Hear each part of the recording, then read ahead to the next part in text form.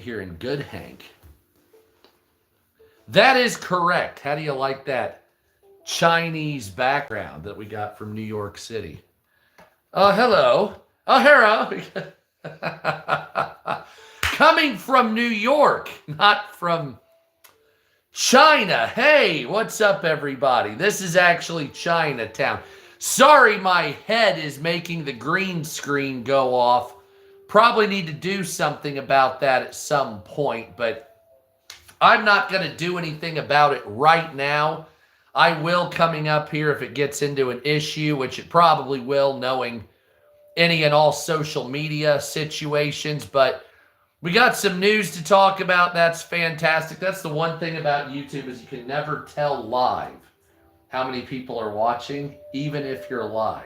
You just know it's either good or it's terrible because it updates so slowly.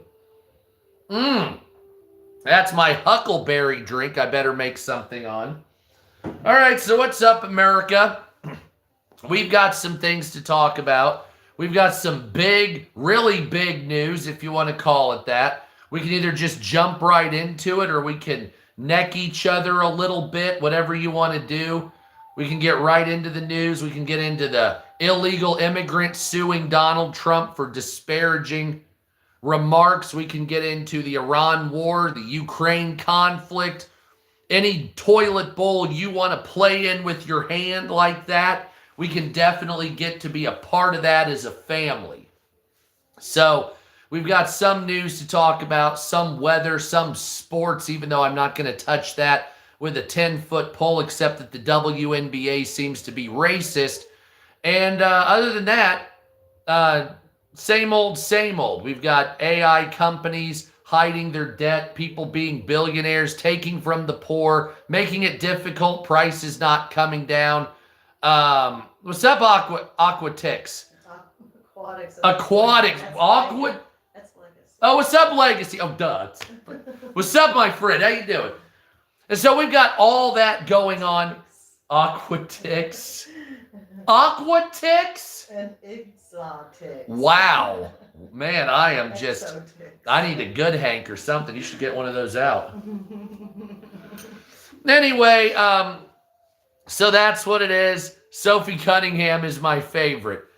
So let's talk about the news. Let's get into it before we really dive deep here in the toilet bowl. First of all, what do you guys want to talk about? I'll leave it up to you. If you have any specific situations you want to talk about, let me know. Otherwise, I'll just devolve right in to a news story. This first one coming from the London Daily Mail. An outrage about Michigan as an illegal immigrant who murdered his Michigan girlfriend is doing 39 to 100 years in jail, is suing Donald Trump and his administration for $75 million. For not deporting him. Also demands an apology and U.S. citizenship for disparaging remarks he made against this illegal alien on the campaign trail.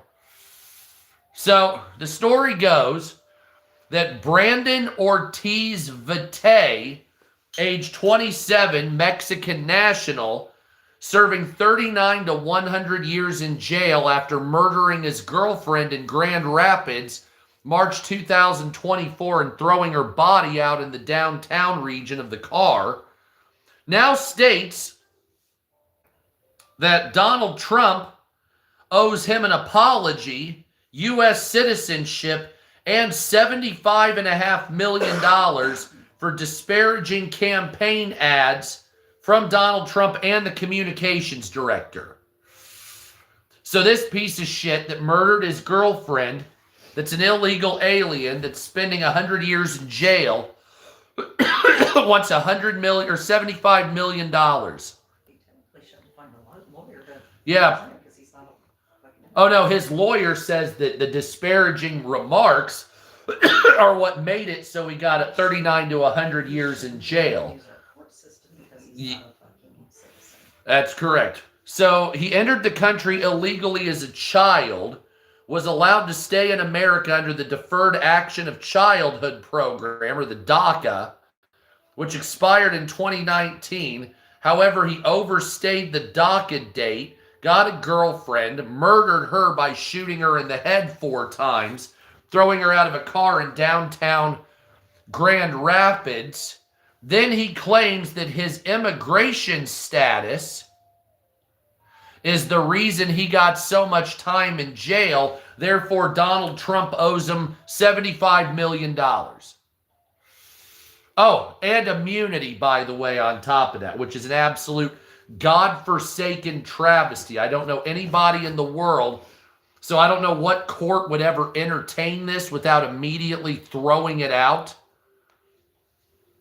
Absolutely disgusting behavior, but that's what we're starting to do here. Welcome to hell. And another hellacious thing, 4 more Ford employees are fired over theft of snacks after firing a veteran electrician over a mistaken $1.95 cookie he didn't steal, but they thought he did. So Ford is absolutely a piece of shit company. We've been making fun of Ford for years. Found on the road dead, that whole thing. But as you know, only Chevy owners get pussy. Ford owners get dick.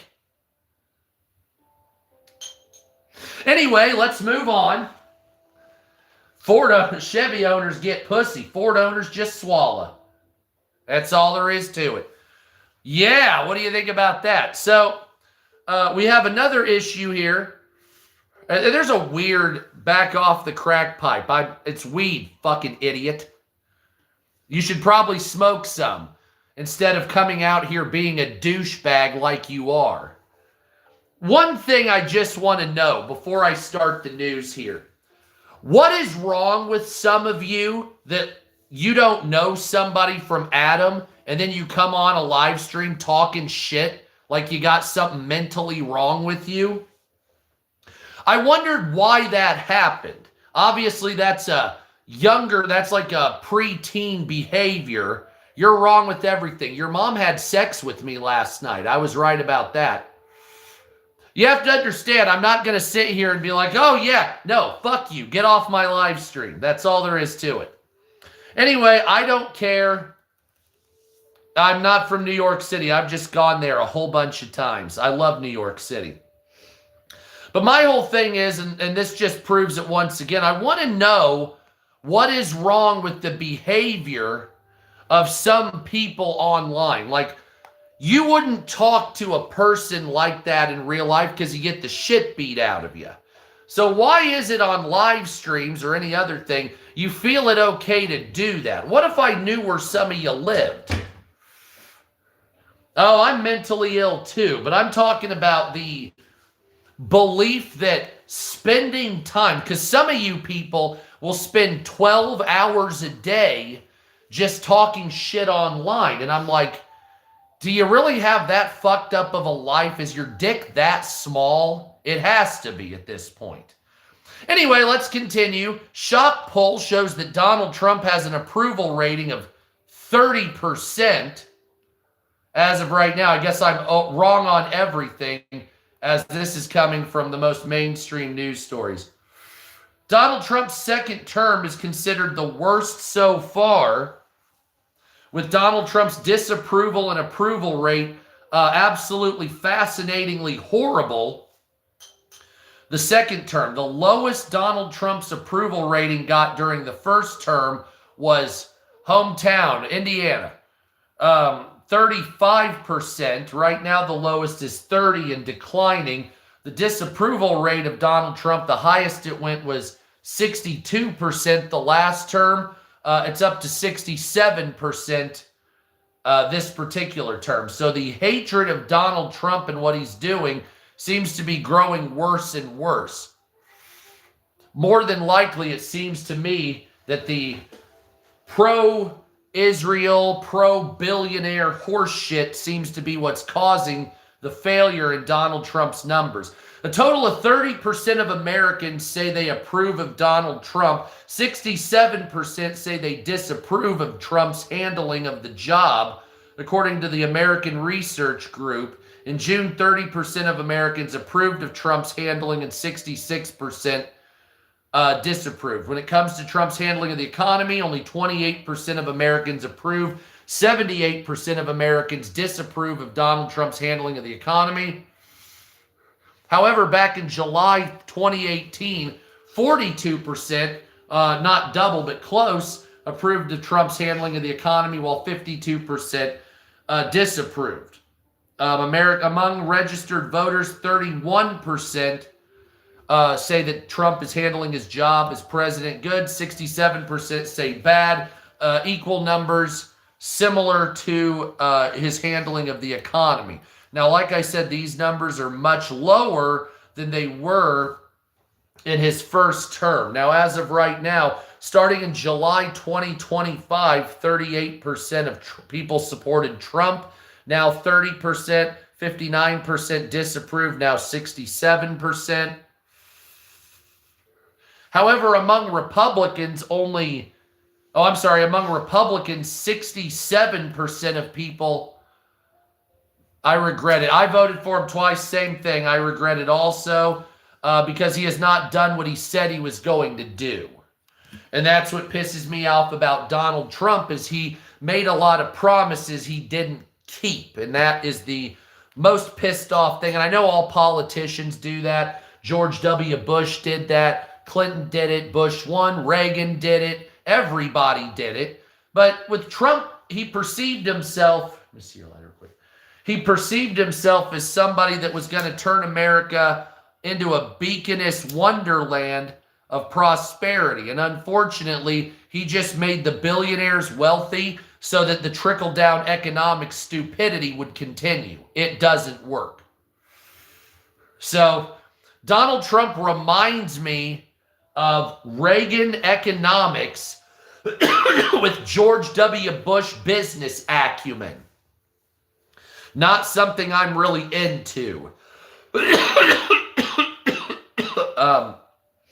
What we have here, unfortunately, is a series of lies that were told to the American people, because overall, and I'm just going to say it like this, I'm not on the pipe, dipshit. Overall, Donald Trump was spouting a message that America needed at the time, because the liberal order was absolute garbage under Joe Biden. And I'm sick of pretending it's not. I'm sick of pretending it's not. That everybody says that Joe Biden, well, he's not as bad as Trump. No, Joe Biden was terrible. And I'm sick of pretending he's not. Kamala Harris would have been bad also, as was Obama and Bush too. And some of you out there praise these people as if there's something good about them. I don't know what made some of you that used to listen to Rage Against the Machine and want to turn this government on its head and make something new ever decided that your following of the liberals or the conservatives made sense or helped America out in any way, shape, or form. But you believe that. Some of you honestly believe that Barack Obama did something major other than being the first black president. Some of you believe that Bush 2 was good. Some of you actually believe Clinton was great. And some of you believe that Trump is amazing. And Biden wasn't a piece of shit. If any of you believe any of that, you're far further along than I can help. Okay? Because none of those presidents whatsoever were worth shit. Bush bailed out billion-dollar companies. Obama took the remains and made his whole presidency about race. Trump had a plan but got fucked. Then Biden was asleep at the wheel with other people clearly running his life, followed by Trump too, who got bought out by billionaires in Israel. Before that, you had Bill Clinton, who was sending over jobs and technology to China. How the fuck is it a Nazi channel, asshole, when I'm going all the way back to Carter talking shit? You're a fucking retard is what it is. And this is the type of shit I'm talking about here. A lot of you, if I don't say it's blue or nothing, then I'm a Nazi. And if I say Trump and conservatives are nothing, then I'm a Nazi. Whatever it is, I'm something you don't like. So it doesn't matter what I say because I'm going to piss you off anyway. So therefore, I'm not going to fucking care. And that's what it should be. So I'm just going to be real. Democrats suck and they're not going to fix America. Conservatives are garbage. They're not going to fix America. And if you believe either one can save you, you're fucking retarded. That's not rocket science there, ladies and gentlemen. Okay? So if I tell you Kamala Harris will destroy the fabric of America, you will call me some conservative neocon, blah, blah, blah. But you know I'm right, and you know Kamala Harris is trash. But if I say another MAGA person will destroy America, then you'll call me a socialist. Both of these political parties are trash, and you want me to back blue no matter who. Well, first of all, fuck the liberals and fuck the conservatives. Neither of you deserve to be in a position of power. None of you. You've fucked over America. You've made a mockery of the Western culture and society that we could have brought into the forefront, masking it, mocking it, watering it down with the dregs of third world society. Fuck you, Ken. Fuck you and stop talking shit. Fucking bitch. Here you go.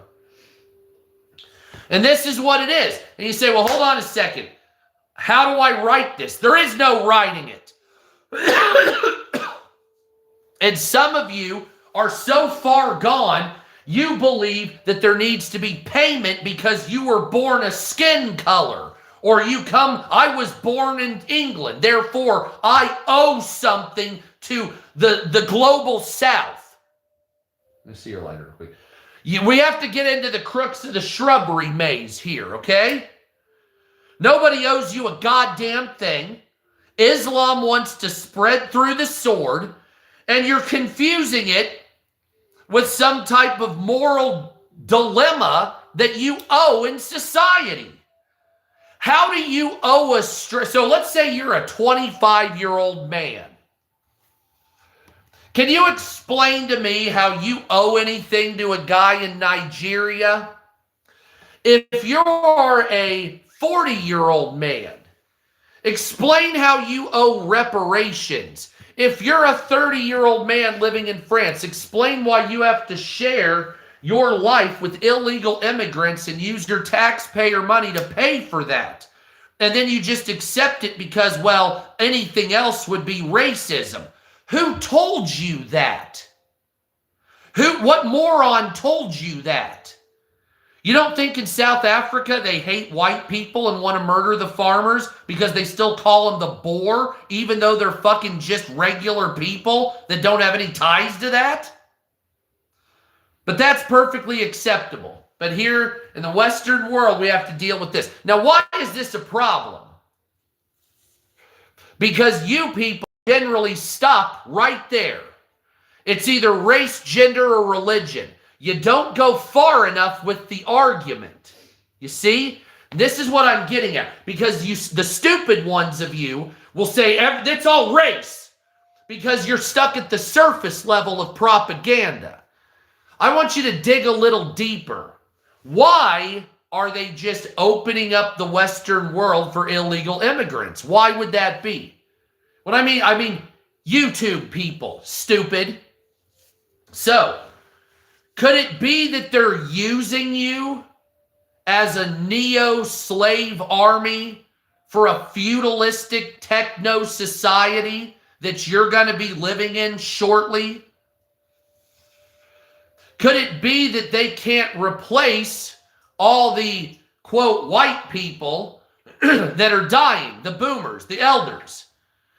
And they don't have the working class anymore to do this horse and pony show that you're living in. You know, the get up every day at 6 in the morning, go to work, come home, barely see your family, over and over and over and all other shit, right? Well, stop making shit up. Lee, stop making shit up. The bottom line is in my opinion, it's a new world of technocratic feudalism that's starting to build. Technocratic feudalism. Some of you need to understand what feudalism is. And they're rebuilding a technological world that's run on a neo-feudalistic way. And you know what I'm talking about with feudalism. Where it's a tiered society, where you're locked in. There is no upward mobility. They're using you as human capital resources. No, it's not. It's an anxiety stick. Human capital resources that they're using you as. Do you understand that? That's an anxiety stick. Fuck off. There you go. Why does everybody have an opinion? If you have a bad opinion, shut the fuck up or leave. That's all you have to do. Fuck off. I don't need you. Eat a dick. Bottom line is, you know what feudalism is, right? You know what feudalism is. Feudalism is where you have merchants and the serfs and the poverty-stricken working constantly for the lordship and the authority figures who then give that to the lords and kings. Am I right? Well, what are you living in right now, Jackson, that they've been building behind your back the whole time? You go to work every day. You're a wage slave, right? You're a merchant. You still can't make ends meet, right? You rent, right? Most of you? You're held down by an authority class that are your lords. That could be police. That could be government of some type. That could be religion, which is waning currently. Then on top of that, of course I do. Then on top of that, you have your political class that you would think is the top, but they're not. These are the ones that rule you and make law and governance, but that's the sideshow. Then you have the real rulers of this planet. And that's a mix of various political leaders, billionaires, huge company owners, and old money families. So we're talking money that goes back to the Medicis, monies that go back to ancient times, the Egyptians, the Israelis, the English banking systems, the fucking Austrian bank, the German banking systems. All of these have roots in your leadership and the decision-making class. And that's your neo-techno-feudalism that you're currently gearing up. That's with the data centers and the security state that's being built with the flock cameras that you're seeing everywhere. Why do you think they're building data centers? It's the first time that they're allowed to do this. Back in the day, it was just a pipe dream. They could watch all your finances, watch everywhere you went, saw everything you said online. It was piecemealed until just now. Now they have data centers. Now they have quantitative computing, quantitative situations where they can super speed data detection. They have flock camera centers, flock camera systems integrating into government systems, into city systems that route through police, into federal. And you say, well, what is this gearing for? That's where it starts, ladies and gentlemen. What you're seeing is the start of this. This is going to go much deeper. As soon as the data centers come in, as soon as the fucking quantum computing and the fucking it blows up, basically, then you're going to start seeing real-time and preemptive policing. You're going to start seeing total job collapse. It's ridiculous. It's ridiculous. And then they're going to start the surveillance state. Everywhere you go, every move you make, what you purchase, where you live, what you say online, your phone, your access, everything. And some of you will say, well, they already have that now. No, they have the precursors of that now. That what you're seeing is small potatoes. It's bullshit. This is the beginning. Coming up, it's going to be integrated in a total society where you are monitored constantly. And it's not going to be a computer chip in you and all this other shit. They won't need any of that shit. But possibly, maybe from birth they might, but not for you, the general living population right now. But this is going to come to a head, and it's going to say, do this or you will not purchase. Do this or you will not buy food. You won't go anywhere. You won't travel. You won't get on the internet. You won't do anything without a say-so and a go-ahead from an automated government system that's backed into it. No, I need to, my friend. I need to. They say, I don't want to deal with that. I didn't vote for that. I didn't desire that. I didn't want that. I didn't tell my politicians I voted for to make a surveillance state. I didn't opt in for this. How do I stop this? And they say you can't. And you say, well, how many flock cameras are there? And you say there's 10,000? Up from 70 in 2 months? Up from 30 in 6 months? It's ramping up if you can't see.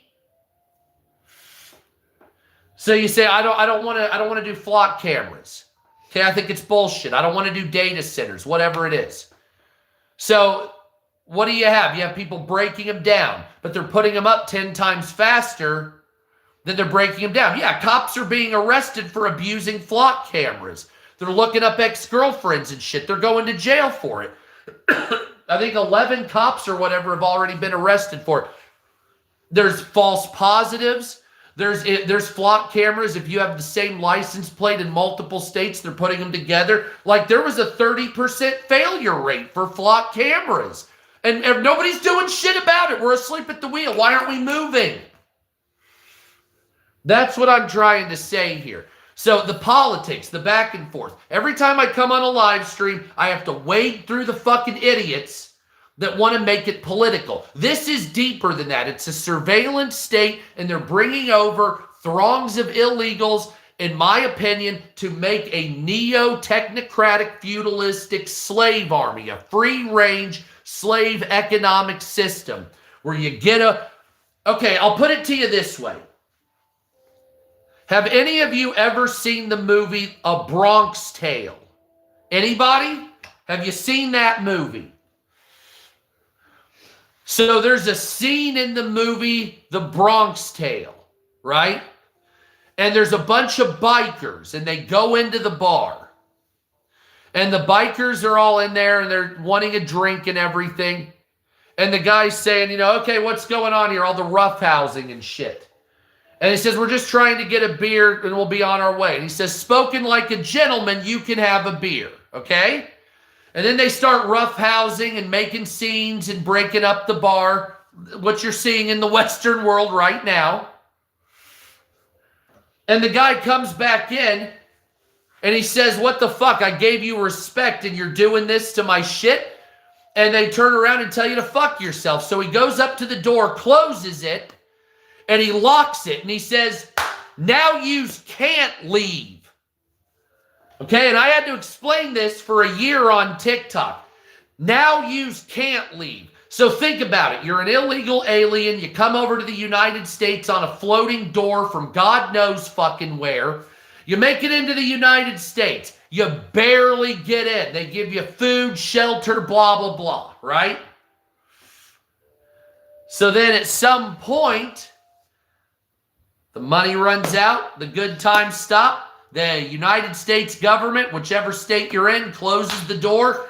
Now you can't leave, Paco. You're going to be here working forever, you fucking bitch.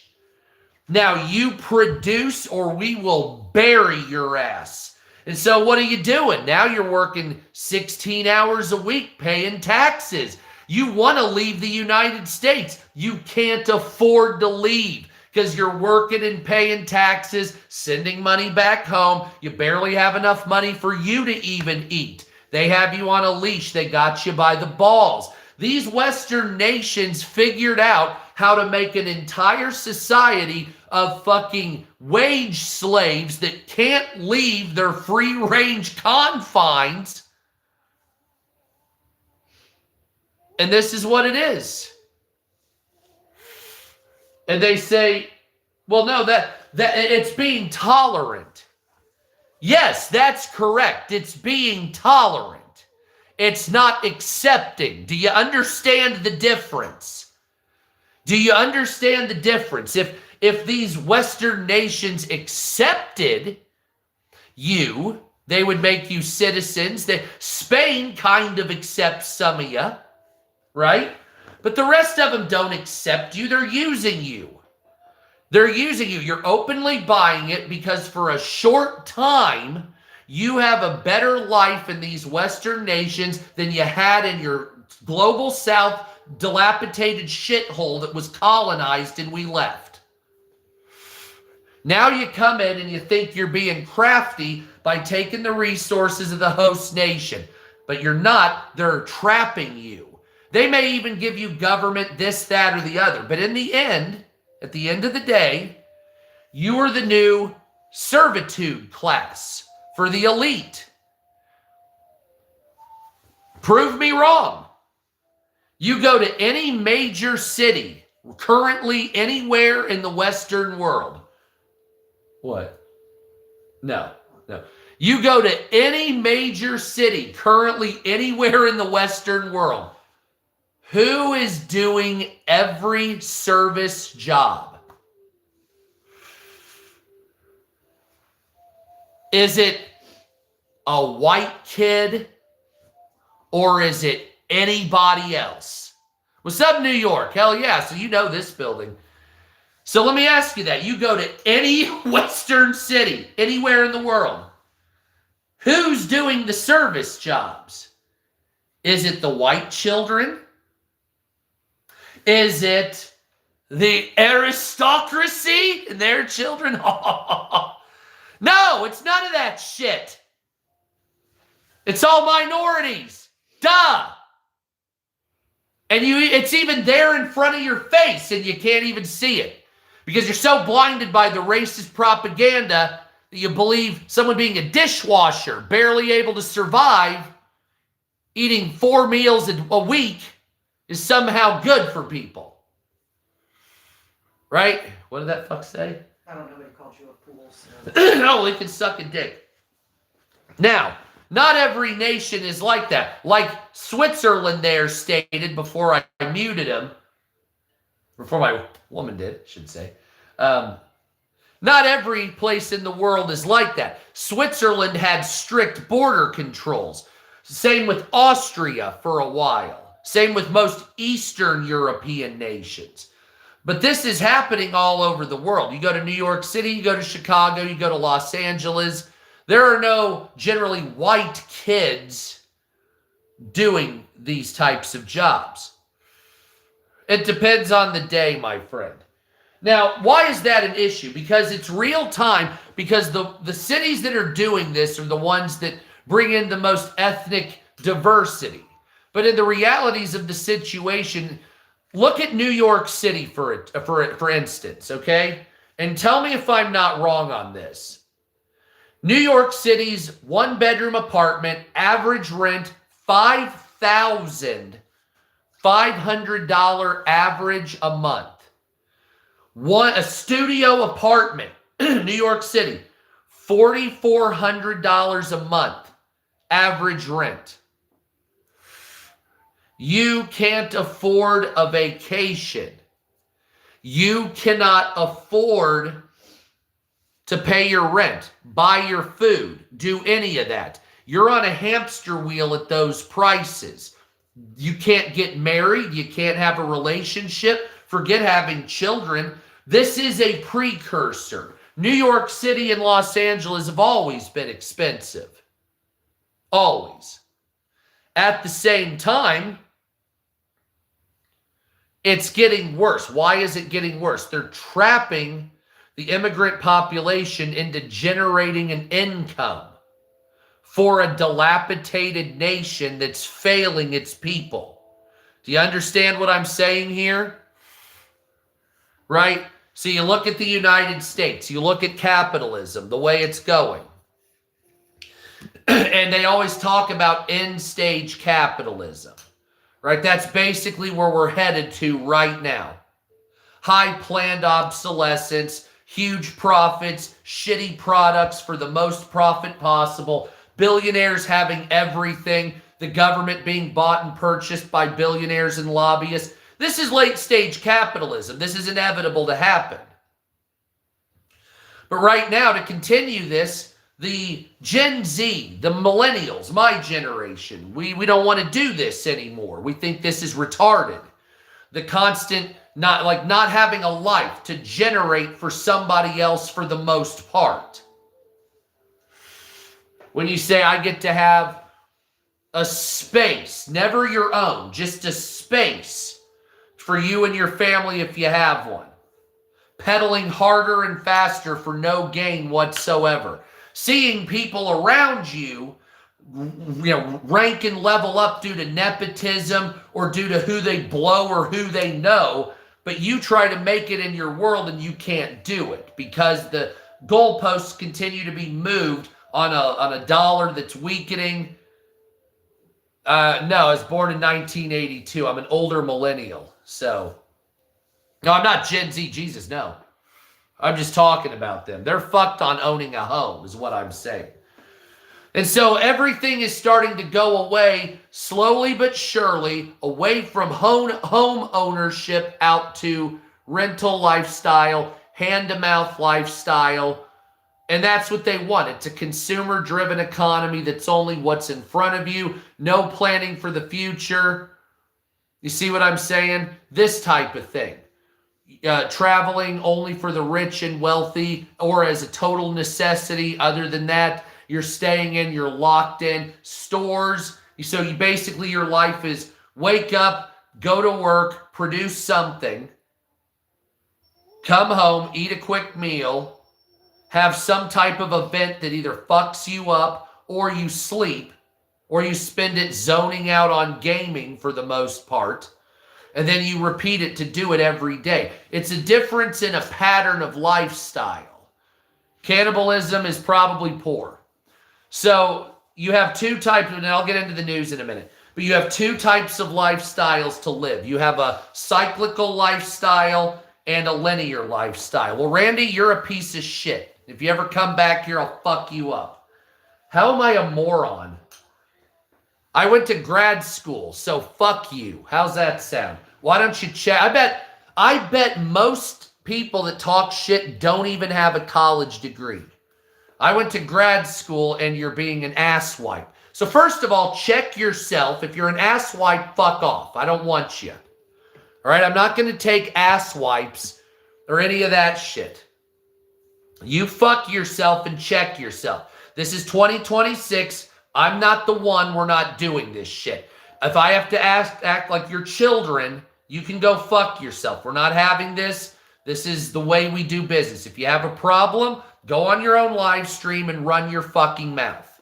That's how it is in America. Isn't that fun? Wonderful. That's eat my shit. Anywho, but that's what we're living at here in this world. You have a linear lifestyle or you have a cyclical lifestyle. A linear lifestyle is you're planning for shit, right? So you work every day to plan for something. Plan for buying a house, plan for a vacation, something that benefits you or your family, right? That's what a linear lifestyle is. You linear build up and then bam, spend it on whatever you then do it again. Goal setting, I guess we can call it that. But what they don't want you to do that. They want that lifestyle gone. They want it what's cyclical. So every single day is just what's in front of you. That's it. There's no planning for the future. And they even talk about it with the Smithsonian when they put out their guide to white supremacy. And they said planning for the future is declared white supremacy. That's absolute ridiculous. What's up, Jennifer? And so this is that change in lifestyle, because if you plan for the future, it could cut down the potential of the control the government has over you. With the surveillance state with flock cameras, with the surveillance state with the data centers integrated into it, with the technocratic neo-feudalism that you know is actually coming, but you don't want to admit it because you're so invested in some of your stupid bullshit political parties, you have your head wedged up your ass as far as you can fucking go. And that is absolute truth. So unless some of you get out of your political garbage that you're in, really getting behind, conservatives or Antifa or whatever, jollies your dick, right? Until you get off of that dick, okay, then you can't evolve or move forward. And some of you don't want it. It's a cozy thing. I see some of you when the elections come and you dress up in your red, white, and blue stupid looking vests and your dumbass looking cowboy hats with the American flag on it, right? Yeah, it looks stupid, okay? Right? You get really into it because you know you're voting for some shill that somehow your giny gets tickled over, and you can't understand why. And you think every single time you think that someone's gonna fucking do something to help you. Every time. How can you fall for it every time? Thank you, Jennifer. Hell yes. I got a flower, honey. Damn right. Thank you. So I'm just wondering, how can you fall for it every single fucking time? Well, Bush will save us. I bet he won't. Clinton will save us. I bet he won't. Obama will save us. I bet he won't. Bush will save us. I bet he won't. Trump will save us. Biden, Kamala, Ocasio, whatever. Any fucking dick you put in your mouth, whatever, that will not save you. Because it's bought and paid for. You have a fundamental problem in the United States government, which is purchased by corporations, and it's legally allowed. Hell yes, thank you, Gary. Yeah, I've never seen that. So it's legally allowed corruption. Do you understand? Legally allowed corruption. That's what lobbying is. And so you have lobbyists to the Supreme Court. So that's like, once you figure out that they lobby the Supreme Court, dude, then you have to understand that there is no three branches of government. There's no equality in the law. It is bought and paid for fuckbag dip a shit. That's all it is. Yeah, of course they're not the same, but they both fuck you in a different way. Right? So they lobby the Supreme Court. Do you not understand that? That means the arbiters of justice, the companies give gifts and homes and trips to change their vote that will affect millions of Americans. Like with the Monsanto pesticide vote that just came around at the Supreme Court, stating that now the pesticide company Monsanto is immune from being sued if their products cause cancer. Wouldn't you know it? The Monsanto Bear were lobbying the Supreme Court justices. Gee, so you're telling me that giant corporations were giving homes and gifts and cars, not cash, because that would be illegal, maybe even property, to Supreme Court justices, and then all of a sudden they're changing. Yeah, obviously if somebody says, hey, I just want to tell you that Monsanto's looking out for you. Here's a house. Yes, you're probably going to change your vote in favor of them. Once you understand that the Supreme Court is being lobbied, it's over with. There's no justice. You see, the Democrats believe that the Supreme Court is the end all and will save us. But once they figure out that lobbyists lobby the Supreme Court from giant corporations, they become disillusioned like me. But then there's people out there saying if I don't toe a Democrat line, then I'm a traitor and blah, blah, blah. Like this is some Scientology bullshit. Right? That's nonsense. That's nonsense. I can be whatever political party I want to be.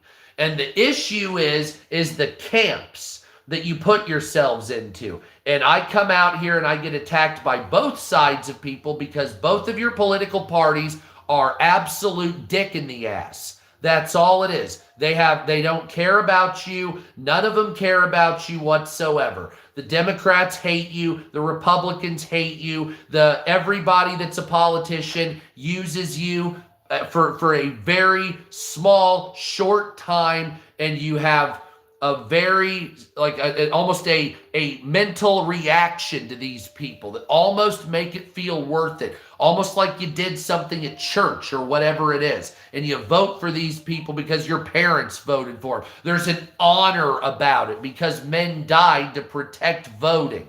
Okay, fair enough. I understand. But the people you're voting for are not worth anything. They're garbage. They're trash. Every one of them is lobbied. They steal from you. They lie to you. They don't do what they say. Not a one of them will. Even the ones you support, whether it's Josh Hawley or whether it's Hakeem Jeffries, whatever it is, they both lie to you and they both hate your fucking guts and use you as a tool, much like a fleshlight. You see? And that's what you're used for. Every 4 years, 2 years, whatever it is, they come around and they need your vote, good American. They haven't done shit for you. They've been getting Hummers from prostitutes on taxpayer dollars in some cases. And even if they got caught, there's a fund that protects them from sexual harassment. Doesn't matter. They'll just lobby their way out of it, or they'll fucking go lawsuit their way out of it. Whatever it is.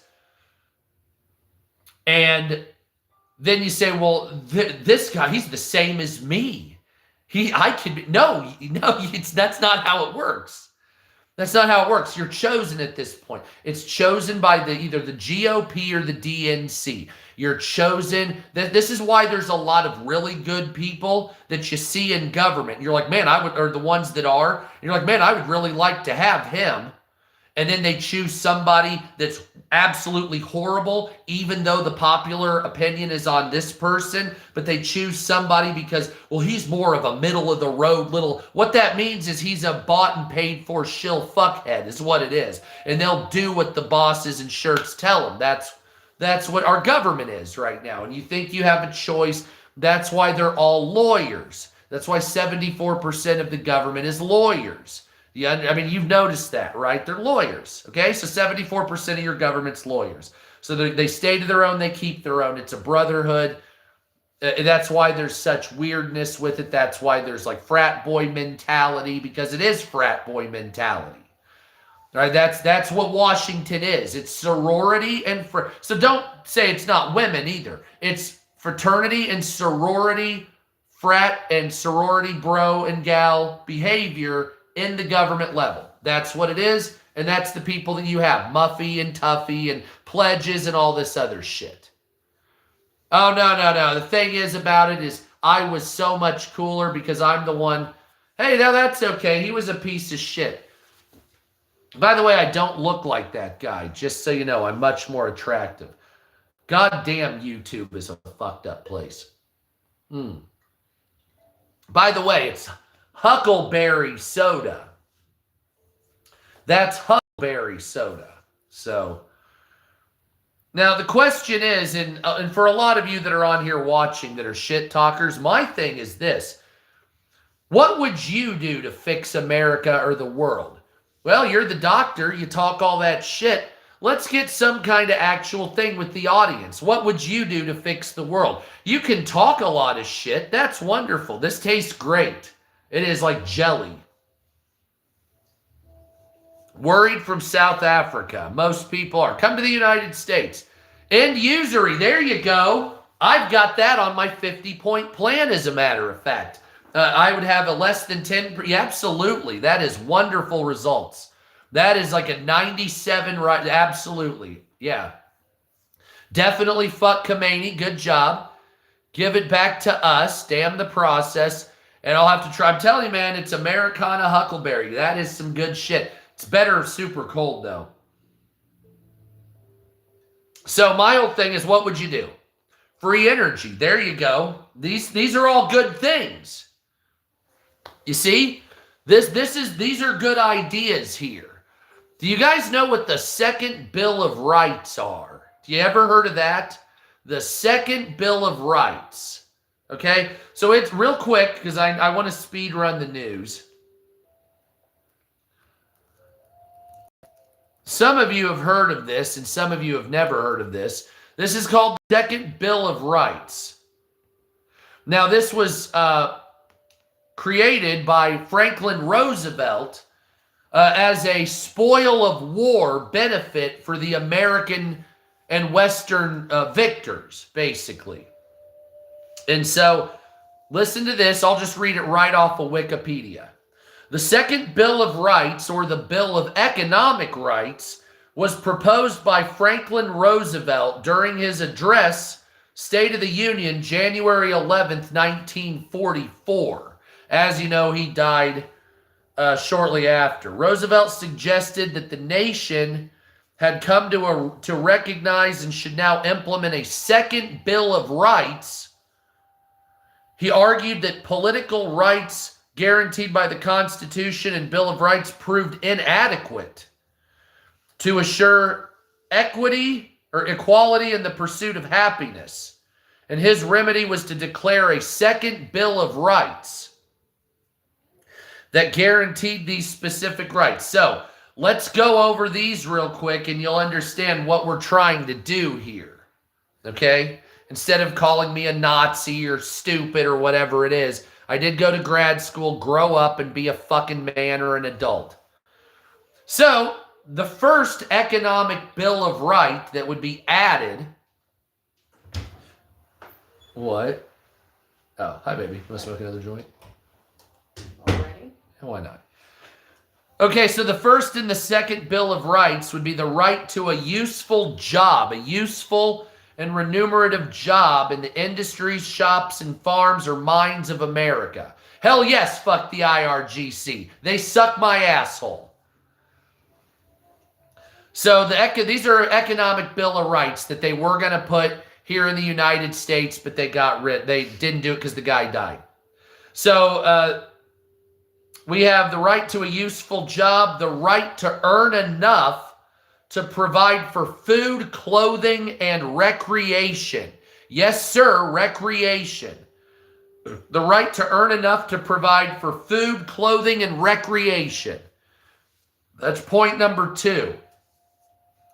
Point number 3, the right of every farmer to raise and sell his product at a return which will give him and his family a decent living. Oh no, the free energy is great. We need that. Point number 4, the right of every businessman, large and small, to trade in an atmosphere free of unfair competition from monopolies. So does that sound about what you're dealing with right now? We don't have any of that? Yes. Hell yes. Thank you, my friend. Hell yeah, I am. Yeah. What do you got to say? The next point, the right of every family to a decent home. And that right there in and of itself is the right to housing or right to shelter clause. It says an economic or social and cultural right to adequate housing for the masses in the population, regardless of situation. The right to adequate medical care. A lot of you do not have adequate medical care whatsoever. And to achieve and enjoy good health. The next one is the right to adequate protection from the economic fears of old age, sickness, accident, and unemployment. So you shouldn't be old and have to suffer financially, or if you're sick, or if you got disabled in an accident, you shouldn't be downtrodden economically. They should take care of you. Same if you're unemployed until you can find another job. And of course, the right to a good education. The right to a good education. Right now, student loans are ridiculous. The debt's the highest it's ever been. and it's only getting higher and higher and higher. And so these are the main points of the second Bill of Rights. That would basically ensure that you had food, clothing, recreation, and the ability to actually enjoy the United States as long as you worked for a living. This type of shit. But are you willing to do that? A lot of people just want a free handout. Anyway, so in the news, let's get to that bullshit because I've rambled and talked a lot of shit to trolls. Can suck my ding dong. A Hamas sleeper cell was stopped in Crete, in the island of Crete in Greece, that was going to attack an Israeli cruise ship, as well as weapons found in Vienna, Austria, that were going to be used to possibly murder a bunch of innocent people. So, the story goes, a suspected Hamas operative allegedly working at a luxury hotel on the Greek island of Crete while preparing for a suspected terrorist attack targeting an Israeli cruise ship, according to reports. 37-year-old Egyptian man of Palestinian origin, identified as Motasim, was arrested by Greek special forces at the resort of Agios Nikolaos, sorry Greek, I fucked that up, during a raid in early June after recently taking a job as an electrician at a hotel. Greek police discovered chemicals, a precision scale, and other special equipment used to make bombs inside of an apartment in Athens. Authorities were led to him after receiving intelligence from Cypriotic police, who had arrested 2 Palestinians near Lamaka weeks earlier who had been in contact with this piece of shit. Investigators believe he was planning an attack on an Israeli cruise ship that stopped at Greek ports of call, one of them being Crete. According to investigators, or an investigation published by Swiss newspaper Neue Zürcher Zeitung, the men, 4 total, 4 other men, so 5 total, had previously been stopped by police during one of the ship's visits earlier, but were not arrested. The case had raised concerns over an increasingly organized Hamas presence in Europe. Thank you, my friend, for the happy poop. That's funny. Greece in particular offered several strategic advantages, including cruise ship as a high-profile target and direct air links between Lamaka and Beirut, where many Hamas officials are based. Well, damn. Him and another Palestinian reportedly traveled to Malaysia in 2025 through Zurich and Qatar to learn how to make bombs. The plot comes amid a series of arrests linked to suspected Hamas members across Europe. German authorities have arrested 9 men since October, including suspects detained near Copenhagen, as well as during operations linked in Berlin's Brandenburg Airport, Lamaka Airport, London, Vienna, and Berlin. German Federal Prosecutor General Jens Rommel. Really? Hold on. German Federal Prosecutors General's last name is Rommel. Really? I mean, that's funny shit. I'm just going to leave that up there. The German Federal Prosecutor General's name is Jens Rommel. You sure it's not Irwin 2.0? Anyway, sorry, I just had to point that out. Believes members of the network were planning attacks on Jewish or Israeli institutions. Holy shit, a man named Rommel protecting Jewish institutions. Man, we are in a fucking topsy-turvy world, aren't we? Holy shit. Anyway, during their investigation, German police recovered a pre-recorded claim of responsibility and concluded preparations had advanced to the point where a date had already been chosen to kill people. According to German prosecutors, its intended was the second anniversary of October 7th. This was going to be October 7th in Europe. 5 Glock pistols were transported to Denmark from Vienna via Berlin during the summer. Those were going to be used to kill people. Thank you, my friend, for the firework. Hell yes. Thank you, my friend. You see, I'm still new to YouTube's GIFs. Thank you, my friend. So this is awesome to see the GIFs because I have barely seen any GIFs here. So I'm like, man, those are cool because TikToks suck. And I mean, unless you spin through the nose. So anyway.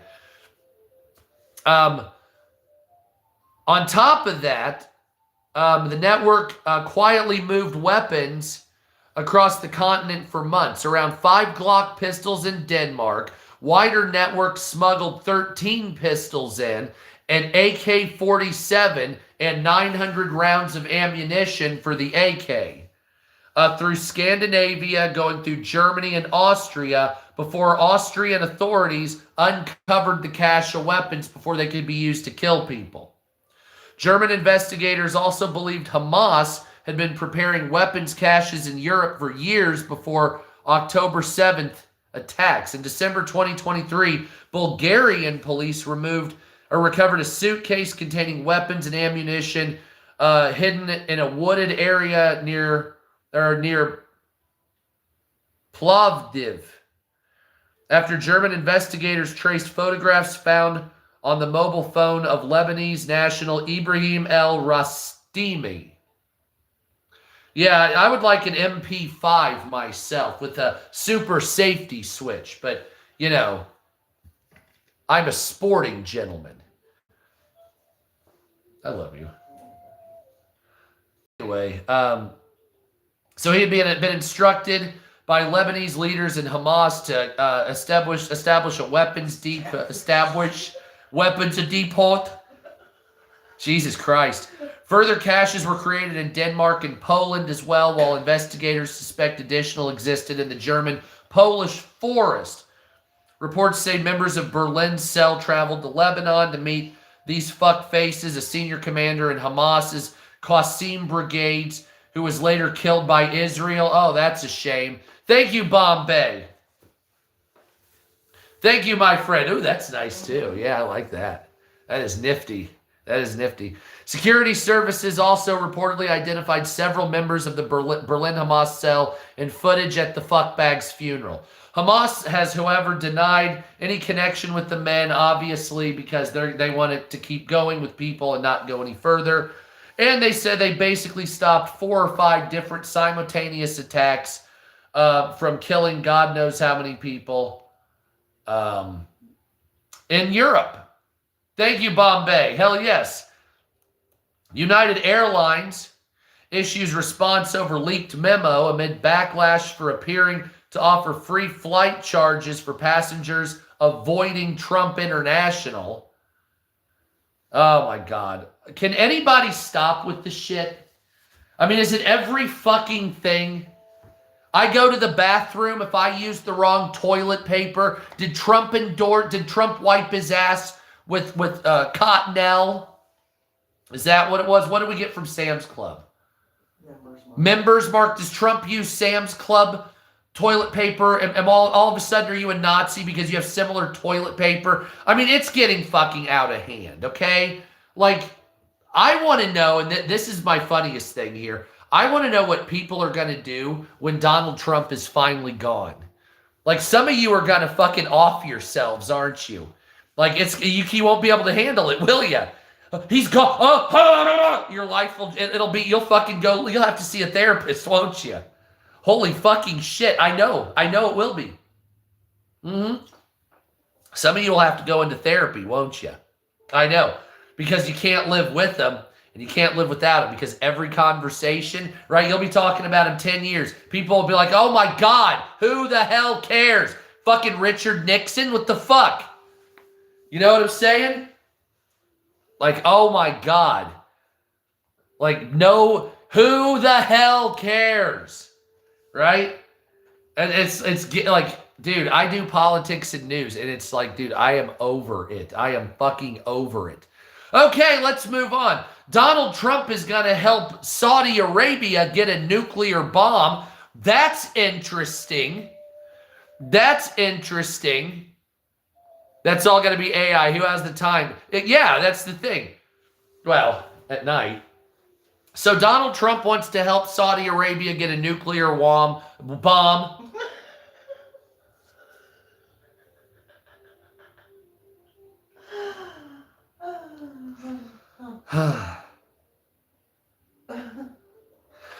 Stating that basically they'll be better with it than other nations like Iran and blah, blah, blah, blah, blah. Funny coming from a nation that most of the hijackers during 9/11 came from. Wonderful. So, do you support... Hey, what's up, the Savage?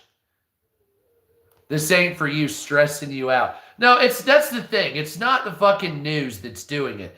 It's the assholes that do it. You see, if anything, social media has made me hate humans because I know how dark and evil some of you are. Yes, it's not, I promise. I know how dark and evil humanity is because people do shit on social media as far as saying in the comments and stuff they never would ever anywhere else in the world, right? And so I know the darkest, most depraved evil that humanity can come up with because I hear it from hundreds of fucking people every single day. And the derangement, the mental illness, I don't even know where to go from it. It's an incurable problem, right? The hostility, the anger, the violence, the political posture. It's an incurable, like I come on here, I come on TikTok, whatever it is, and I talk about bringing Democrats and Republicans together. Look, the bottom line is it's all bullshit, okay? It's an incurable problem. Right? Democrats and Republicans will never get along. There will always be hostility. It will get worse. Trump exacerbated it, but it will get worse. You're going to have a softy Republican. You're going to have some liberal victories. But in the end, no one will ever come together on an agreement. And it's too far gone. You've gone too far. It's too far gone with everybody. Right? And I hate to be the bearer of bad news. You know what I'm saying? Because I want to be like, I want to say, oh, we're going to bring it together. Finally bipartisanship. But you all hate each other too much. And you won't stop. It's almost like your hate is a currency. Your shit talking, your anger, all this shit, it's just a currency for you. And so you're either going to choke on it or you're going to kill each other. Which either way, it doesn't involve me. So I get to watch from the sidelines and report about it on social media like a watcher taking notes as you people all run amok and act dumb like fucking animals. It's quite fascinating, actually. It's quite fascinating to see the dregs of humanity fighting and scrimping and scalping each other, getting nowhere ahead, not evolving the nation in any capacity whatsoever. As a matter of fact, making it worse by leaps and bounds. Absolutely making it worse by leaps and bounds. And everybody thinks that they're correct. And most people are so fucking out of touch with reality that they don't even want the responsibility of what they're saying they need to change. So they'll say that we need to fight for abortion, but they don't even want to fight for it. They'll say we want to fight for the Second Amendment, but no one gives a shit. And the ones that do fight are fucking deranged at this point. What's up, Marine? How you doing? No, we're just now getting to it. And so I just am like, how did it come to this? How did the world get to be like this? How did so many family members stop talking to each other? Friends stop talking to each other? Why did politics come up in your conversations? How did that happen? Like, how did that happen? How did, like, every conversation? I understand your drunk Uncle Phil is at Thanksgiving. He gets shit-faced. What's your purple hair for, you liberal? You queer or something? Yeah, you get that from time to time, okay? That's what alcohol does. But how did it get to, like, Oh, you voted for Trump 2 terms ago? I can't date someone like that. I divorced my husband because we voted differently. I won't serve this person at my business. They're wearing a MAGA hat. Your profit that I want is no good here. How did this happen? How did everybody become like this? Is it a mental illness? Is it like OCD? I'm really asking a question here. I want to know. Like, what's up, Mike? Like, how did it get to this point? How did people become so politically deranged that people threaten to kill each other over it? Like, do you think so highly of yourself that you have that much power? That you think it's a personal insult that abortion is not legal to the 7th month or whatever? I mean, really? You don't have that kind of power. You understand that. Nobody does. It's delusions of grandeur. Because the politicians talk directly at you. Soft, soothing, almost like they want to have sex with you. But at the end of the day, they do want to fuck you, that's true. But in ways you can't imagine that are not sexual. They are financial in most cases. And you keep voting for them. Oh, that incumbent. You know, as much as people bitch about the government like I do, did you know that 83% of incumbents will still win? As much as you hate the government, you will still vote for the same fucking people that got you into this mess. Why? Because it's a mental illness. It has to be. Isn't that what the definition of crazy is? Or insanity, doing the same shit over and over until trying to get a different result? Yeah, I voted for fucking Mitch McConnell 6 times. Yeah, what happened? Nothing different, huh? Well, why don't you vote for him a 7th then? I'm sure from his coffin, wherever he's at, because my wife does not believe that image. Oh, he had another one with him holding a newspaper. They're like, is that AI? That's the one I saw. Was he holding a newspaper? Was that the checkered shirt in the bed? Yeah. So you think that's just total horse shit? I have to look at the picture again because Steve Harrison said, where are his wife's fingers? Like, I mean, do you think it's a bad AI or do you think it's like Photoshopped? I think it's Photoshopped. You think it's Photoshopped? Yeah. Oy vey. What's In that? the hospital, you don't wear your normal clothes. You wear the friggin' hospital gown.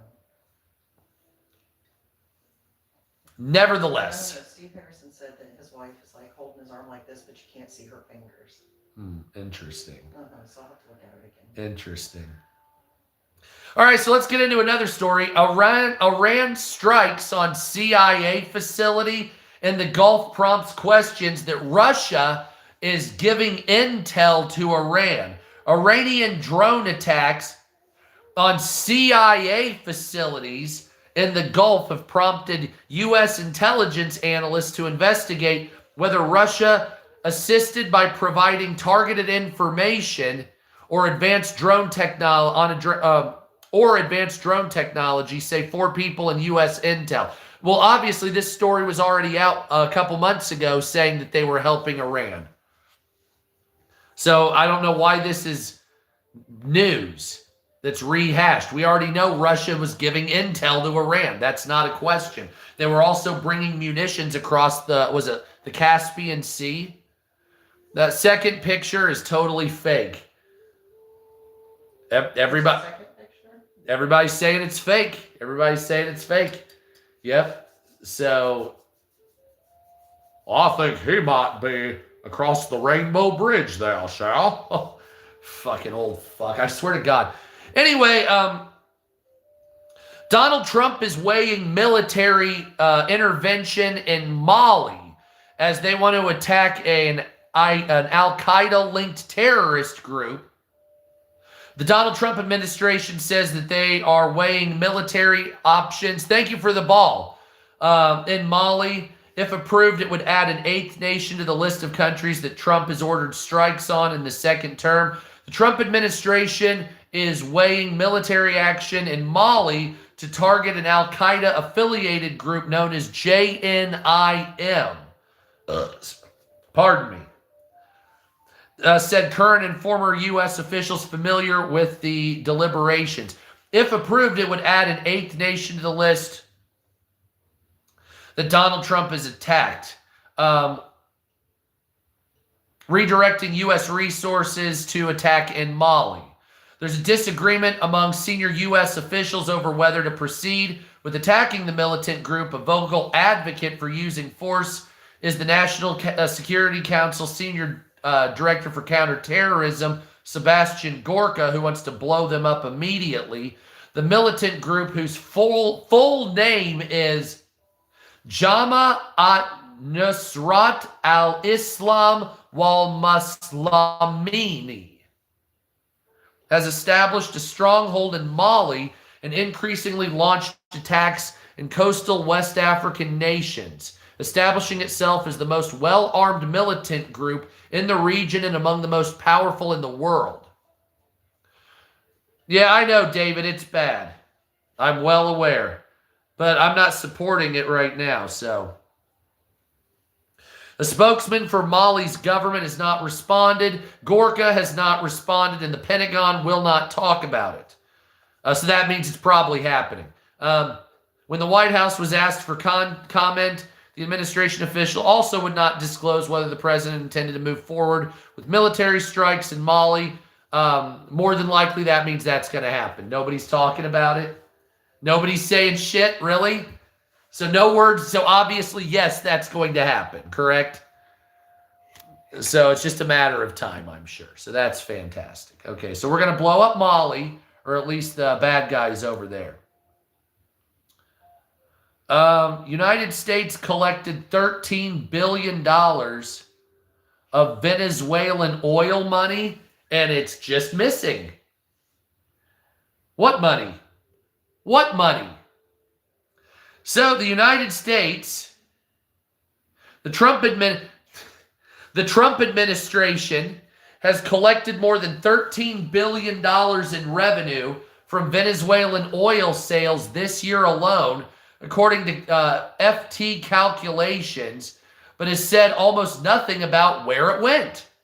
The U.S. took control of Venezuela's oil exports and suspended some sanctions after capturing Nicolas Maduro in January and installing the vice president as their leader. Oil revenue makes up 1/4 of Venezuela's gross domestic product, and the sanctions relief was expected to provide a major boost to the economy, which was in crisis even before the earthquakes. But 6 months after the United States seized control of the funds, economists say the evidence of recovery in Venezuela is absolutely muted. A political, like that fucker. What'd he do? He called Jennifer a tramp. Oh, well then fuck him. Where was I? Sorry about that. He was a Trump guy too. Was he? Yeah. Swear to God. 6 months after the United States seized the money and control of the oil market in Venezuela, a potential sign the United States has not sent all the revenue back to Venezuela. Washington has given diverging accounts of what it's doing with the money, ranging from executive orders describing it as Trump is the custodian of it. What the fuck? Really? Trump is the custodian of the money. Fascinating. Okay. Wow. Okay. Saying the United States was making a lot of money from Venezuelan oil, and that's it. I'm the custodian of it. We're making a lot of money. Where's it at? What money? This dude is a straight fucking mafia member, isn't he? Absolutely. Let's see. View message. I love Trump. He's just saying that shit. Oh, okay. U.S. lawmakers from both parties are starting to pressure the administration to explain where the money went. Where's the money, Lebowski? We're getting a lot of that with the Trump administration. And I'm not going to lie. I did the Trump thing, but like, there's a lot of just like kind of loose money running around, isn't there? Nothing really tied down, is it? Interesting. Anyway, The United Kingdom finally pulls its foreign office staff from Tehran, and Iran is seen with billboards of Trump's family in coffins. Man, they're butthurt, aren't they? Nothing is getting through the Straits of Hormuz, despite the United States insisting it's open. And the United States, Donald Trump threatens to bomb a bridge or a power plant for every ship that's attacked. Ah, that smells good. I'm your Huckleberry. Okay. Jesus Christ. The Secret Service is now saying that the threat environment is the highest they've ever seen in the United States.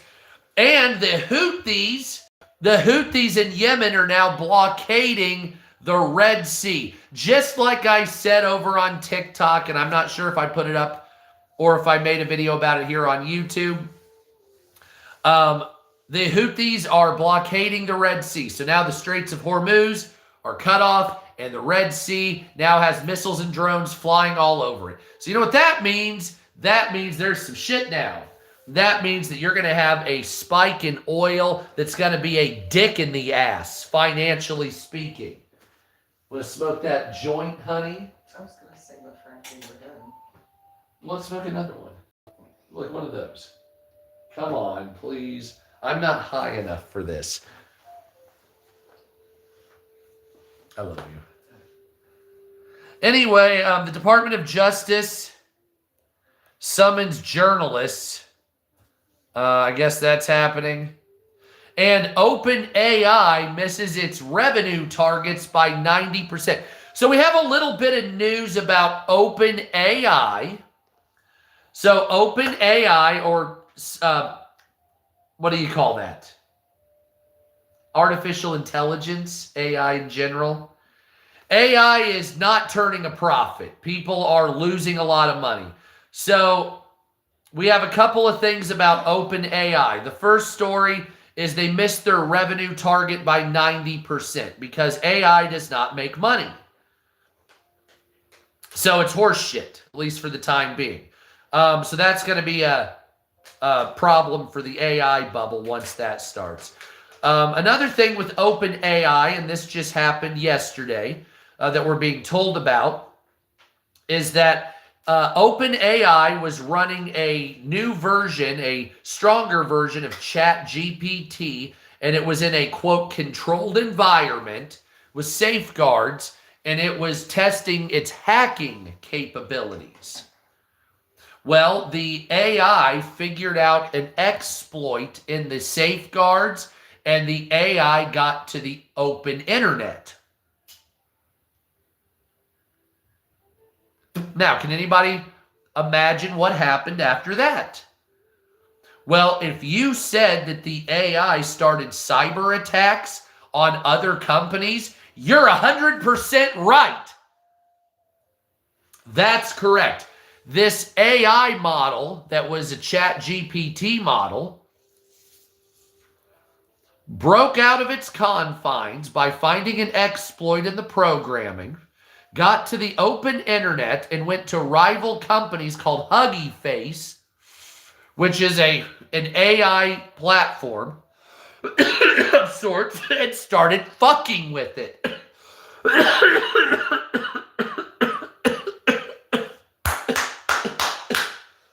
That's good shit. I love you. And started destroying its company. The damage is still major. So they were able to stop it eventually, but why you would test hacking capabilities with a language model is quite interesting. What that means is that they're using it, thank you, Danger, they're using it in order to make it a hacking weapon, is what that is. And so that's absolutely fucked up. And then on top of that, the tech companies and the AI companies are hiding almost $1.7 trillion Jennifer, $1.7 trillion in hidden money. Other companies doing it using shell companies and future investments to hide deficit.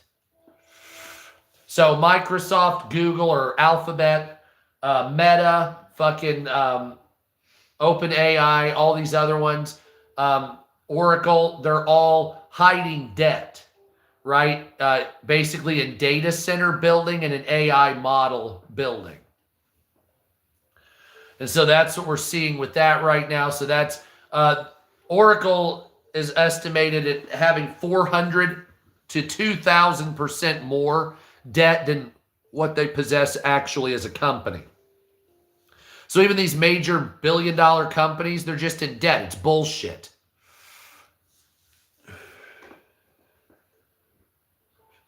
A new poll, a Gallup poll, states that politics is the greatest source of risk. Politics is the greatest source of risk for safety in the United States, stating that politics ensure the greatest risk of physical violence and mental health degradation. There you go. So that's happening. And ChatGPT has led another man to a near-fatal health crisis as ChatGPT turns another person into delusions of grandeur. What's up, Nana? How you doing? It's been a rough one over here on YouTube, hasn't it? Mm-hmm. At least I know I'm fat, stupid, a ginger, a moron, and I probably have a little ding-dong too, right? Yeah, exactly, right? Bingle, bongle, dingle, dangle, yickety-doo, yickety-da, ping-pong, lippy-toppy, too-ta, right? That's all I hear with haters. I'm just blocking out the haters. That's all it is. Anyway, I love you. So Silicon Valley workers protest as a threat that their jobs are a threat to humanity now as a rogue bot escapes the lab. I just told you about that. Oh, very nice. Very nice, Dana. So Silicon Valley workers are protesting AI, and I told you about the ChatGPT that got out and started cyber attacking.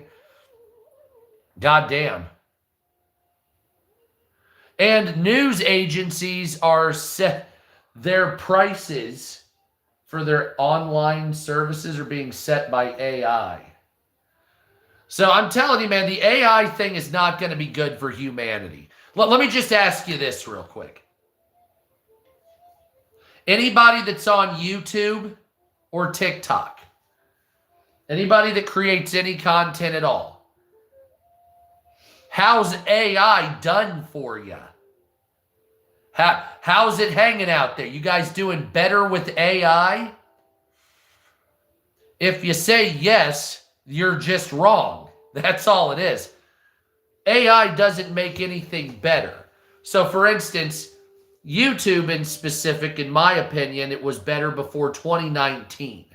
About 2018, that's the best time. Before that. There's a lot more functions I like to see on here, but if you took what we have now and put it back in 2018, fantastic. We could go forever like that. Same with TikTok, all this other stuff. I believe it's just, here you go, honey. When you're evolving technology and you're evolving, you're supposed to be getting it better. But there's a push for profit that's more important than getting a product done well. That's why there's so many patches on games. And I swear to God, if I need a patch after GTA fucking 6 comes out, I'm going to shove it up your ass. First of all, no booklet, no physical media, $80, and then are you out of your mind? No, sir. Absolutely not. We are not, this has been going for a decade, okay? Or more. We're not doing that. Anyway, having said all that, you have these things that are being pushed out. AI, this high technology, but it's not done yet. It's not done yet. So like the AI that they imposed on you here on YouTube, on TikTok, on Instagram, whatever it was, it wasn't ready to be imposed on you. It, through series of errors and failures, it's learning off of your pain and misery. I mean, that's the issue we're having with AI. It's not like you had it all the way ready and you went through a matrix style of scenarios where everything computed and there was no fuck up and you had, the 3 laws as its big shit or whatever. No, you put the AI out half fucking assed because you wanted to make some quick money. That's what all of you AI fucks did. That's what OpenAI did, Anthropic. That's what Palantir is doing. God only knows how many civilians will be killed by their monster machines they're producing before it gets... Oh, whoops! Took out the side of a soccer stadium during a game. We thought that was a bunch of Hamas members. My bad. We'll give the families a couple $100,000. Let me see your lighter real quick. And it's like, oh my fucking God. And that's what it's doing. It's like, why didn't you take the time to make the AIs better? Why didn't you take the time to quit playing horsey ding dong and fix it? Make it ready for the real world. Because you wanted the money first. The money first. You were obsessed with the money. And the money is garbage. By the way, thumbs up the stream if you can. Anyway, let's see what else we have here. CBS notches the lowest rated in programming history. Oh, nobody's watching the shit news anymore because you made everybody go psycho. Google, listen to this. Google quadruples its profits fueled by AI, but doesn't want to pay creators well or show content. By the way, I love YouTube. I love YouTube. But have you ever watched it on TV and you look up like New York City foods and it goes through like 12 or 20 videos and then it just stops giving you recommendations and it doesn't show you anymore? So there's millions of videos about food in New York, but it'll show you a curated dozen or so, and that's it. And I'm like, well, I want more than that. There's a lot of content that's simply not being seen. Why can't you show that? That's all I'm saying. Not mine necessarily. It's a game, but you know what I'm saying. Just average. Why can't you give more variety? That's why I don't pay for the premium. And I don't know if you should. I love you. Record historic heat wave in Phoenix, Arizona. 118 degrees in Phoenix, Arizona, by the way. So that's nice. Tesla's stock dives to nothing. Zohran Mamdani wants to arrest Benjamin Netanyahu, but says now he doesn't have the ability to do so. And a black professor is now dubbed a white supremacist. Okay, that's different. You okay over there? Just hot. Yes, you are. Very temperature hot. Oh. Damn, honey. Anyway, a treasury market is on the verge of a worrying milestone not seen since 2007. 30-year yield, treasury yield, raises an alarm as people are saying it could lead to a crash in the stock market. I like to talk to ChatGPT. There's a weird bot right now on Minecraft, apparently. It's a little happy face that you can talk to that I don't know what it is. It's a mod for it. That is creepy as shit. I've seen a couple of videos on that. Hold on a second. I'm going to do something here because I want to try something. I want to see what images I have here. Let's see. Check this out. This, if it look up, there you go. See, that right there was a 9/11 memorial in New Jersey. That's what we like to do right there. That's very nice.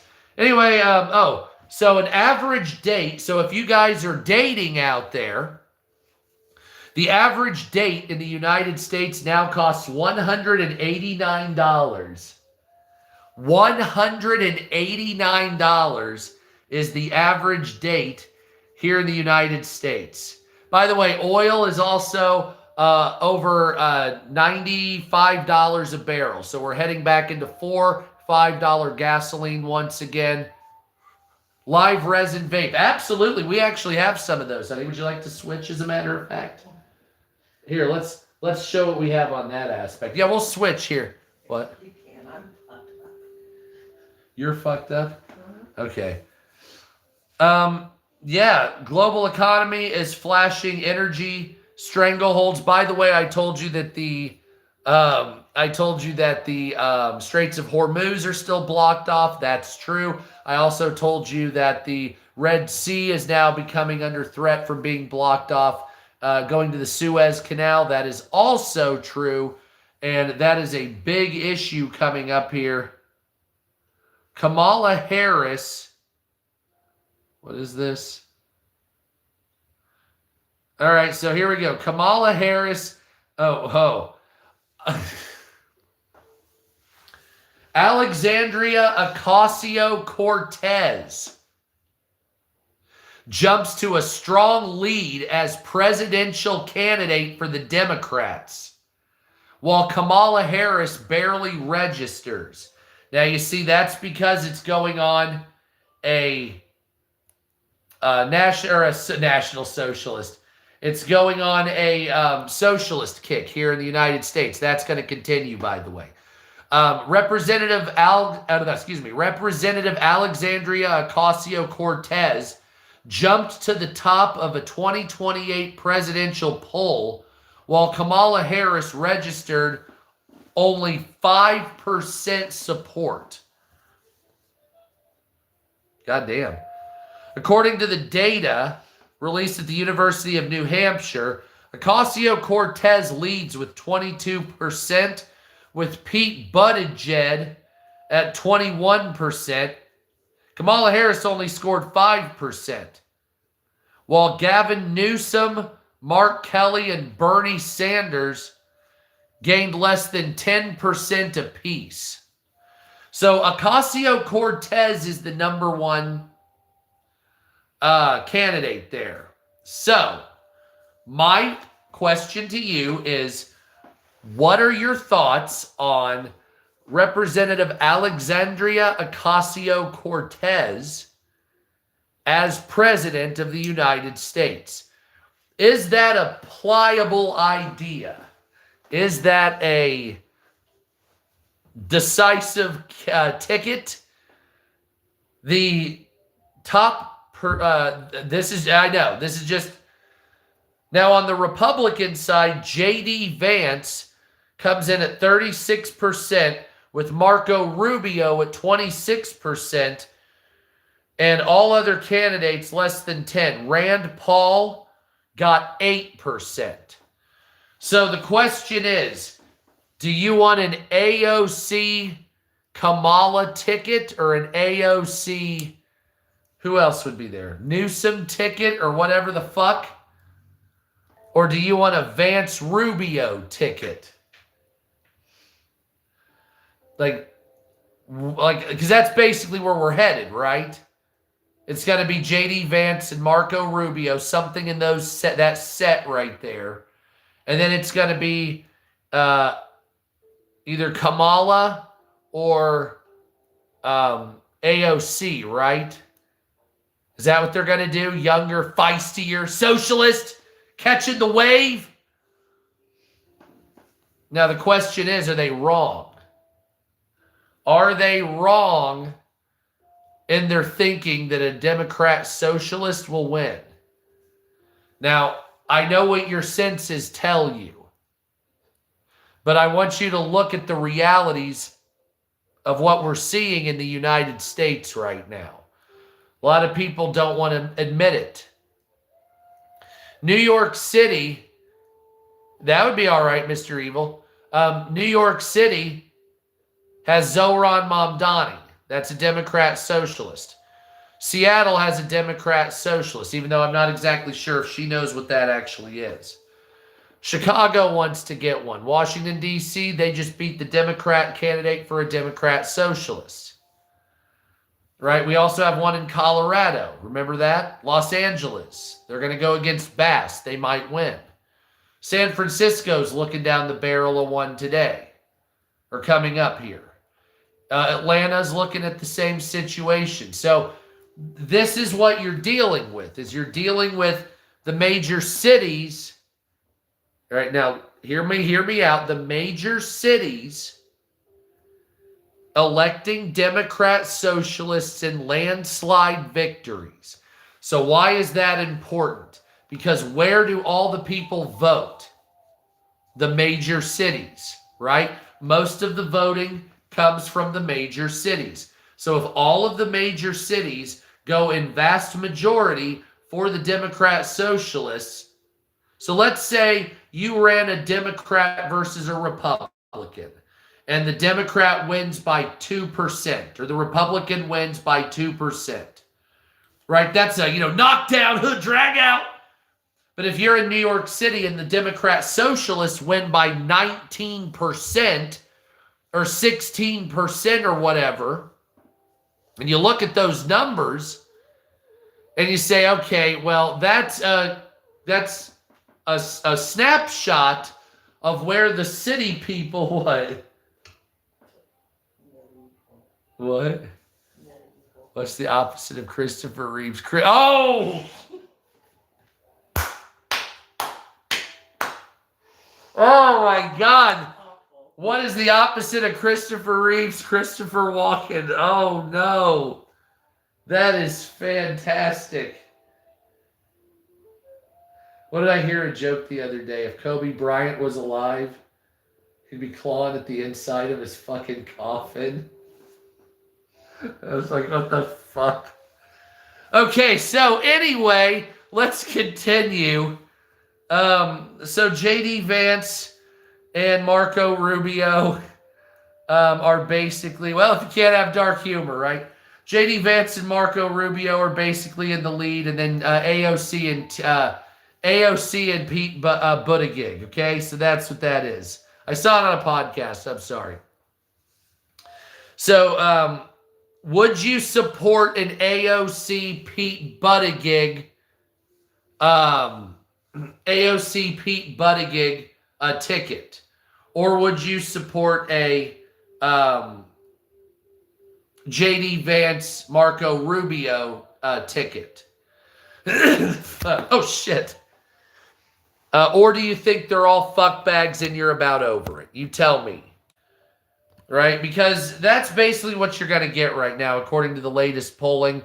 And that's pretty much where we're at. Oh, and now, honey, if you want to know how many people don't work, 105 million Americans don't work at all. Not even a part-time job, with a majority coming up with a part-time job before a full-time job, by the way. So 101 million Americans don't do anything at all. Now, I'm waiting for the story to load, and since it's being, okay, there we go. Oh, I'm sorry, it's 105 million Americans. More than during the COVID era or the Great Recession. So, the number of adults who are not in the labor force, or NILF, surged to an all-time high of 105.8 million people, according to figures from the Federal Reserve Bank of St. Louis. The record comes after a massive surge of 832,000 workers dropping out of the labor force June of this year. So last month, 832,000 people stopped working. So, okay, this is the third time this has happened. All right, so there was 1 million people who dropped out of the workplace. Then there was 900,000. Now there's 800 and what was it? 32,000 workers last month alone. The overall number of NILFs is higher than the height of the Great Recession or the COVID pandemic. That's 25% of the population doesn't do shit.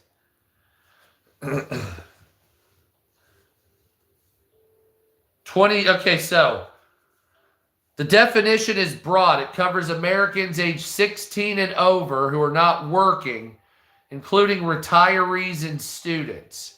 Leading labor economist Nicholas Esteban told the Post, drilling down into the data reveals startling patterns of dropouts among particularly young men. We've got a big problem with the fight from work of prime age men. And what's been carrying the overall prime age labor participation has been the strong involvement of women, not men, who hold the Harry Wendt Chair in Political Economy and American Enterprise Institute. Okay, so he's a big shot. Some 5.3 million workers, 5% of NILFs, have dropped out because they're simply discouraged or not bothering to look for work. They're just not bothering with it. They say, fuck that shit, and they're done. So 5% of everybody is just not doing it because they don't want to do it anymore. In addition, up to 22% are long-term illness or disability or other forms of, quote, benefits, representing more than 23.3% million Americans of that figure. The startling figure is even higher than the percentage of Americans over 16 in full-time education, which is between 16 and 18% of just over 19 million Americans. By far the largest segment of the NILF population is retirees, who make up 50% of Americans not working. Not surprising given the cohort of baby boomers who are in their golden years. Some 45% of not in the labor force are retirees who took standard retirement at the age of 65 or later, about 3 to 5% of retirement early. While the absolute number of NILFs is not at record, the portion of Americans not in the labor market hit 59% in June. That's the lowest since 2021 as the U.S. emerged from the pandemic. Before that, the portion of Americans not in the labor market only dropped so low after the Great Recession. Damn. Well, another factor is the increasing number of dropouts, otherwise fit and healthy Americans not going to work or trying to work.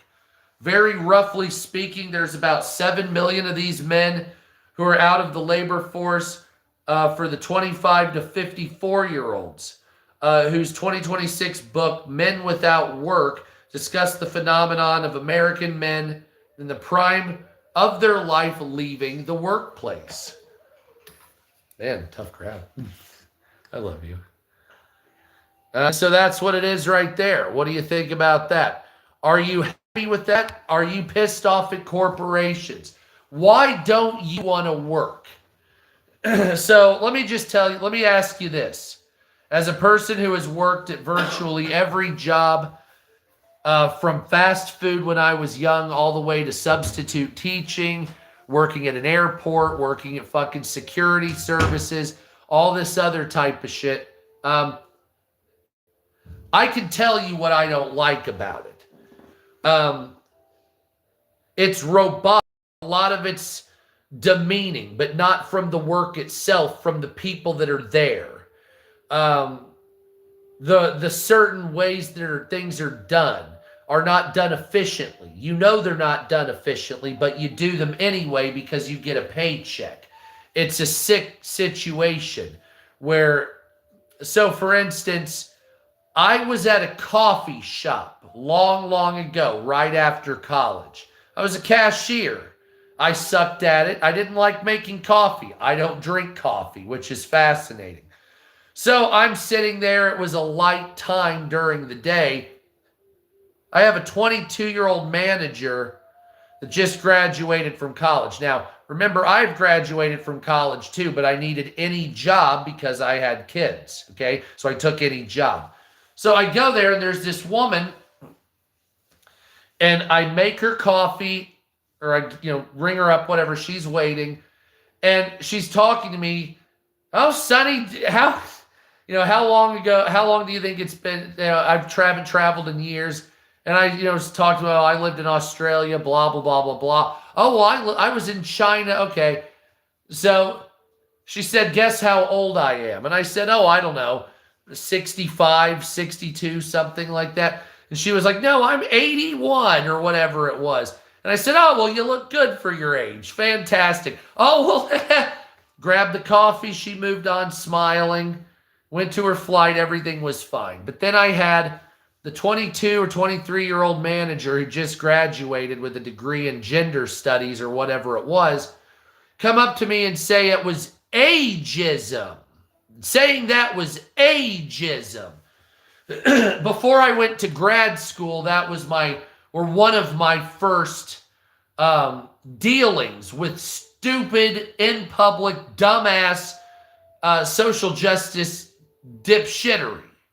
Right? That didn't make any sense because it wasn't done in malice or anything like that. But this person was serious. And so I looked at him and I was like, are you out of your fucking mind? I was like, dude, you're misconstruing every word that's like, what is wrong with you? What kind of horrifyingly demonic or soulless ghoul would look at it from a legalistic term? And then you got into the unions and certain other jobs, and you got into the healthcare fuck ups and other jobs. And it's just like, okay, everything seemed to want to devolve into just tell me you only want to give me a paycheck and that's it. You don't want to give benefits, clearly.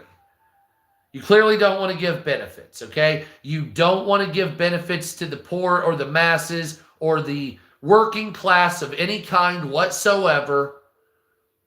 All you want to do is degrade and take away slowly, bit by bit, until all you have is the raw taxed hourly income, not a penny more for the fucking peasants that you employ, right?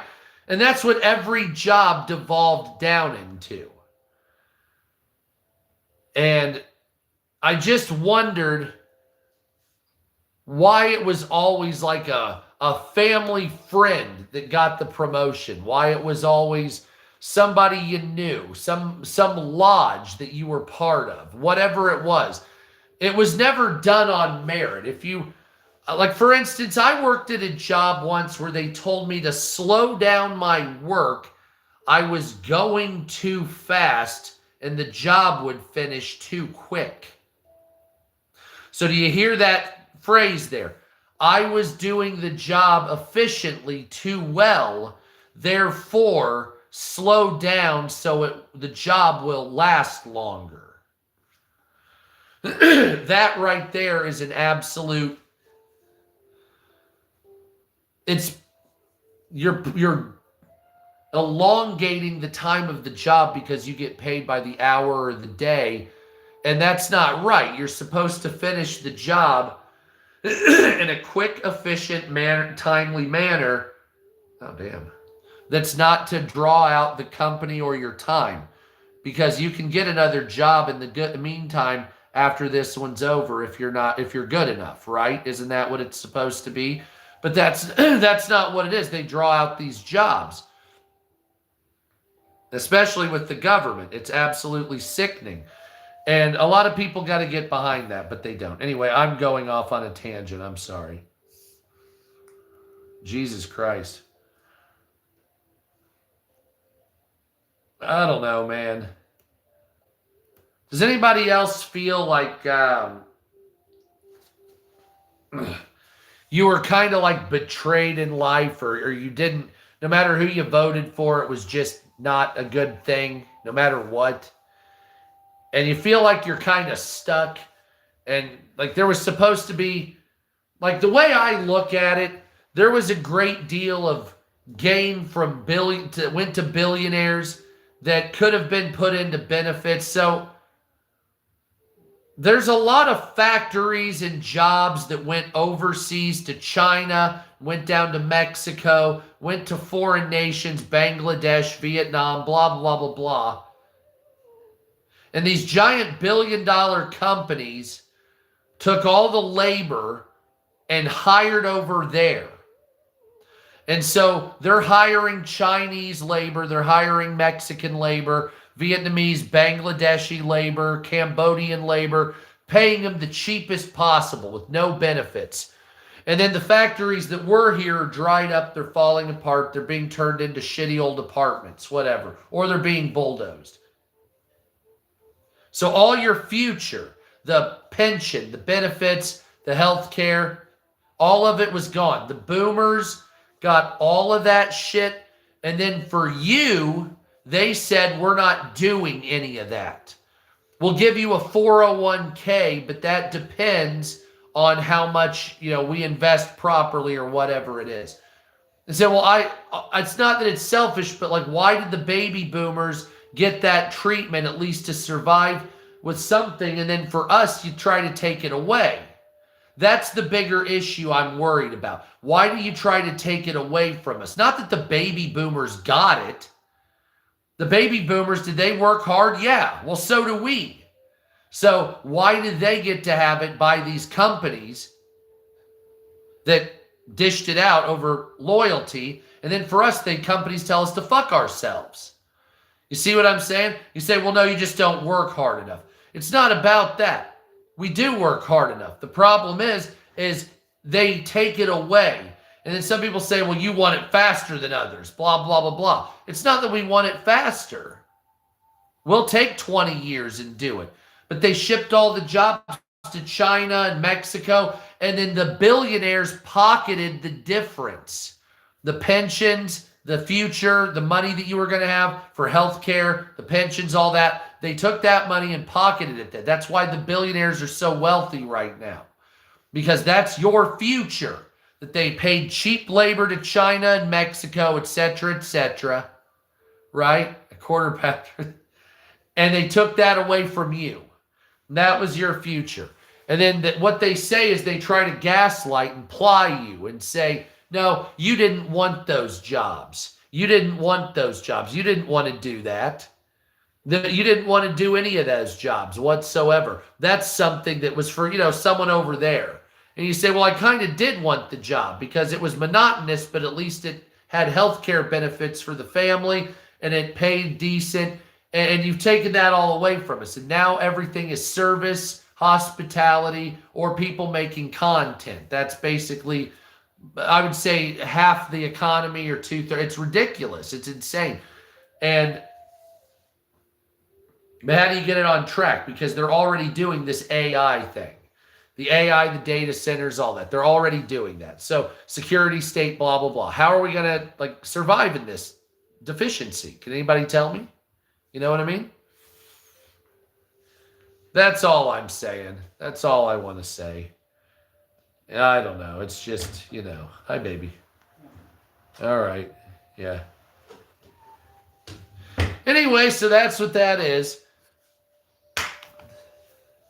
Damn, look at your, that's let me see your leg. Or the zipper. Yeah, what the fuck? Do you have low iron or something? Holy shit. All right, then. Mm-hmm. Anyway, so that's what that is. So follow me here on YouTube, Sup America. By the way, thank you for the gifts. That was fantastic. I know we went from 200 watching to 40 because I smoked weed on camera and called someone a retard. But you know what? They probably deserved it. I don't know what to tell you.